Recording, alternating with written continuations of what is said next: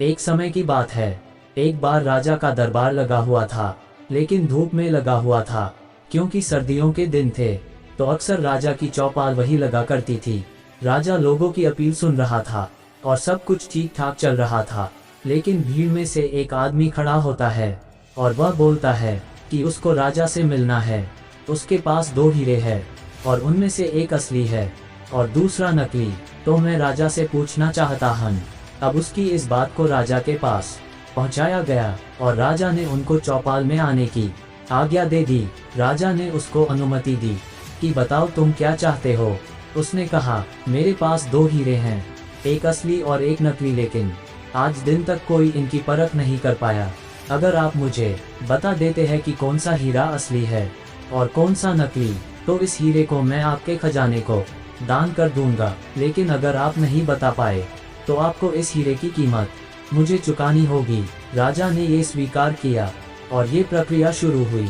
सब अपना अपना दिमाग लगा रहे थे, लेकिन हिम्मत कोई भी नहीं कर रहा था, क्योंकि सबको के डर था कहीं राजा ये शर्त हार गया तो क्या पता हार का ठीकरा हमारे माथे पर मंद दिया जाए। तो कोई आगे नहीं आया। आखिरकार राजा ने ही बता दिया कि मैं इसको बता पाने में असमर्थ हूँ। लेकिन तुरंत एक घटना घटी।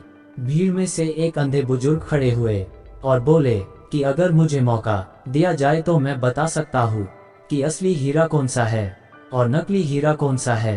राजा को प्रसन्नता हुई कि चलो कोई तो है। अब उन बुजुर्ग ने 1 मिनट में बता दिया कि ये हीरा असली है और ये हीरा नकली है।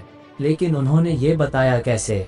राजा ने उनको धन्यवाद दिया कि आपने आज राज्य की इज्जत बचा ली और एक हीरा अब राज्य के खजाने में आ रहा है, अन्यथा हमें इस हीरे जितनी कीमत चुकानी पड़ती। हीरे को महल में ले जाने को तैयारी हुई, लेकिन उससे पहले राजा ने उन बुजुर्ग से निवेदन किया और पूछा कि आप ये तो बताइए कि आपने इस हीरे को पहचाना कैसे, जबकि आप तो देख पाने में भी सक्षम नहीं है। और जो देख पाने में सक्षम थे वो जवाब नहीं दे पाए। अब बुजुर्ग की बात ध्यान से सुनना। उन्होंने कहा कि ये पता लगा पाना आसान था, क्योंकि जो असली हीरा था वो ठंडा था और नकली हीरा गर्म था। धूप की वजह से जो हीरा गर्म हो गया, मतलब वो कांच से बना हुआ था, और जो असली हीरा था वो धूप में भी शांत रहा, यानी ठंडा रहा। यही तो खासियत है हीरे की। दोस्तों, हम भी तो कभी कभी इतने गर्म हो जाते हैं कि हमारे रिश्ते खराब हो जाते हैं, लेकिन हमें हीरे जैसा स्वभाव रखना चाहिए। परिस्थितियां चाहे कैसी भी हो, अगर हम ठंडे रहेंगे तो इससे हमारा ही फायदा है।